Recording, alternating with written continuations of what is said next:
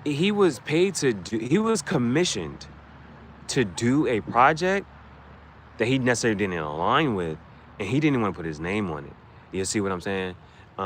So that's always a thing, and because you have this quality and this standard that you're willing to put forth for something, but if you don't really care for it and then you're doing it for the money, and it's those types of things. Um, and where it and sometimes you can be just really good at something, and yeah, you could branch out, but sometimes you're just really good at this, and so branching out could not really fit your style, aesthetic, what you stand for, all of that. Those are a lot of different things. So this is something to like be wary of and careful of, and it depends on how you can go about it. I just know that for me, that was my one way of trying to, like, when people get their merchandise, they're like, oh, okay, I'm gonna just cut the bottom of this and do this and like do certain things, but not to not destroy it and not mess it up. At least like just cut the like just what I'm saying, add an angle so that you can get that roll up effect right here, or just literally just do like just the bottom of it, just that part where it's stitched out, just cut that little stitching part off so that that part can roll up. So it was those types of things. But it's something to be wary of and just to take note of. And then it kind of goes with the so Nike could, on Nike website, a person can put this, that, and the third together, and it's easy for Nike to just slap it together type of thing. You know what I'm saying? Whereas me, currently where I'm at with stuff, it would be, I would have to, what do they want and where, the placement and all of that. I would have to try to figure out a way to get it so that they're able to design it for themselves and then go from there.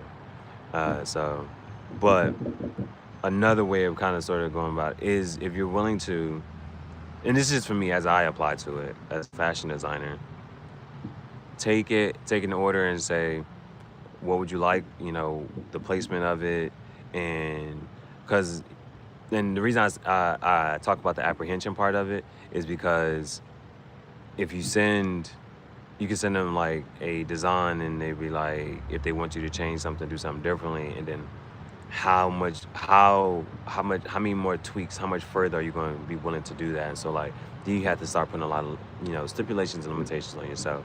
So that was just something. So that was marketing training, sales tactic number 6. 2, 3, 4, 5, 6. So we have 2 more. Let's get to number 7. The power of free. The power of free. So with this one, free isn't a price. It's a chemical trigger. Toast to that.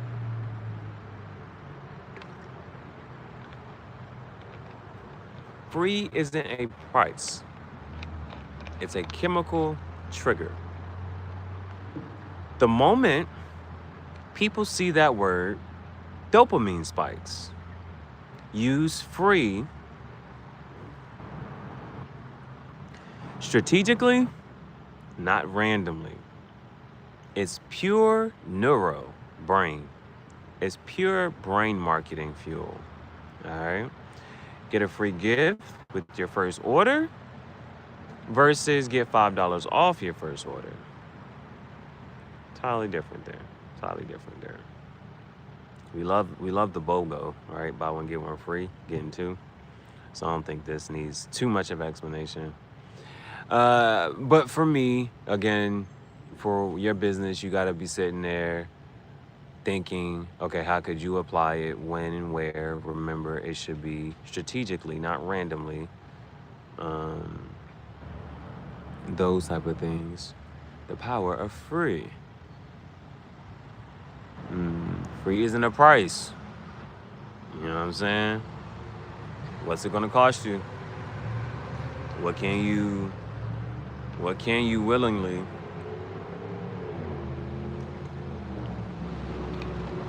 This is good business class right here. This is business class. I'm liking this. I'm enjoying this conversation.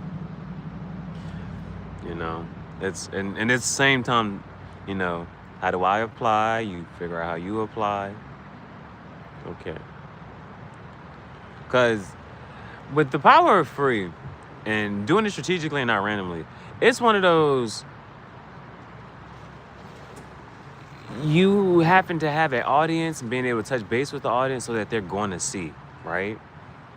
That the free part is about to come up when it is coming up. So they kind of get ready, prep them, right? If you just do it randomly, you ever found out something after the fact? And they were like, oh, they got such and such. And you be like, oh, I didn't even know. You see what I'm saying?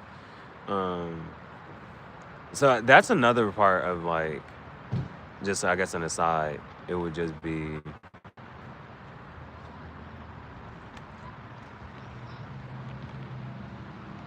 communication. How the most effective way to, really communicate with people. So that I actually touch bases with them and it puts it on their mind, their brain to be knowing and thinking. So the only time I'm saying anything about is it's spooky season. I did the Scream. It's a Scream of Fear shirt. And so I just feel like I needed a scary shirt, or at least a scary type of horror theme in there. But I'm trying to figure out how could we do the whole free thing. What could be free, of equal or lesser value type of thing. I'm not sure. All right, next. That was marketing strategy, sales technique number 7. We have one more. And this is the one that I am prey to.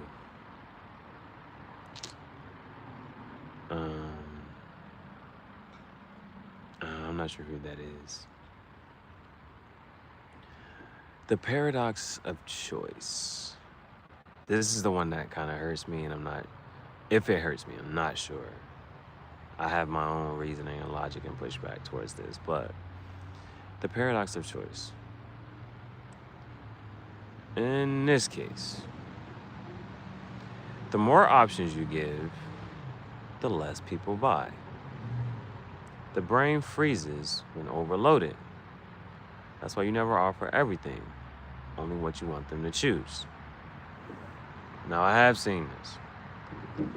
Again, I make reference to the one guy, Chris Brown, has worn his clothing multiple times. And I went to his website, and there was like 4 or 5 things up there.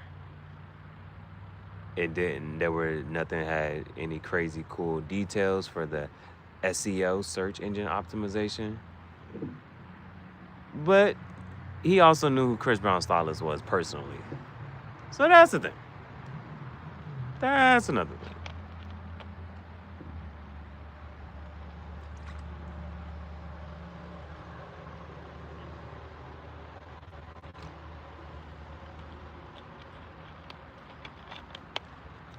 It's a thing.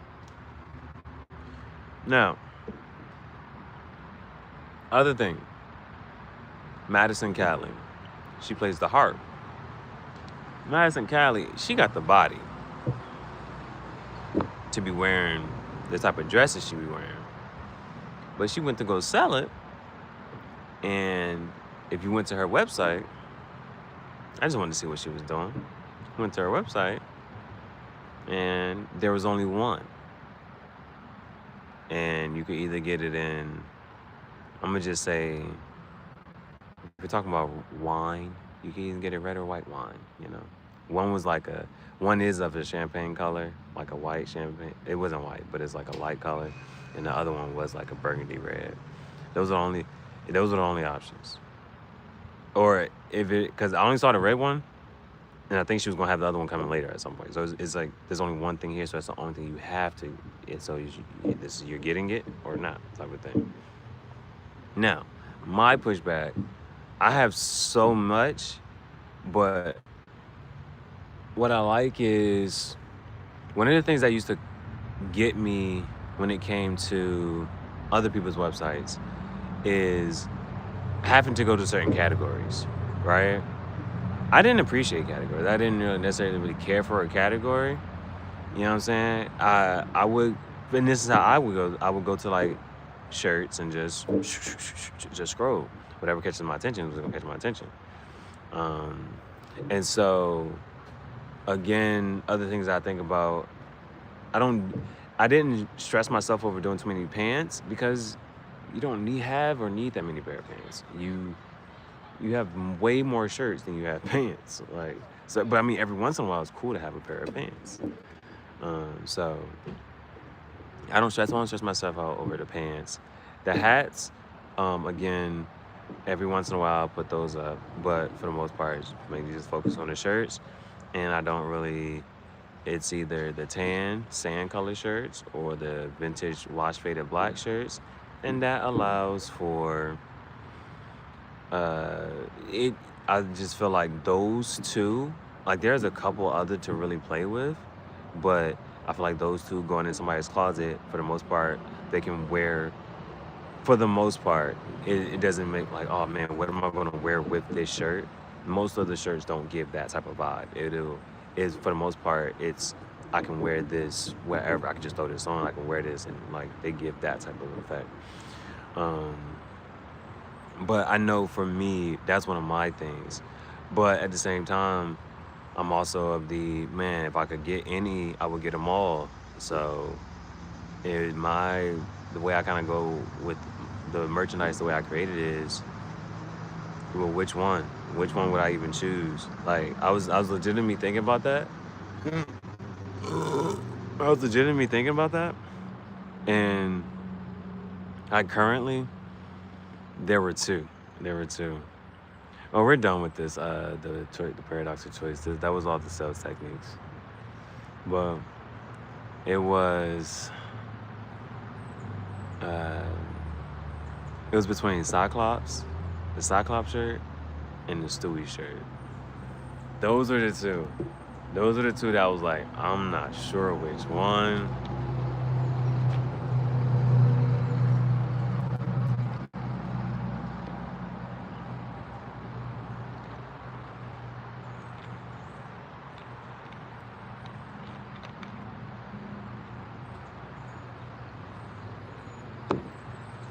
And it had me thinking, what could I do to like mix the two designs together so that it is a one and it just comes up to being whatever. So those whatchamacallits. So yeah, this has been a highly productive day. Everything after this is icing on the cake. Literally, this is icing on the cake. This session, this here, just whatever. I kind of sort of, I guess I was trying to figure out how to get some crickets. That was whatchamacallit. So we'll figure it out. We'll see.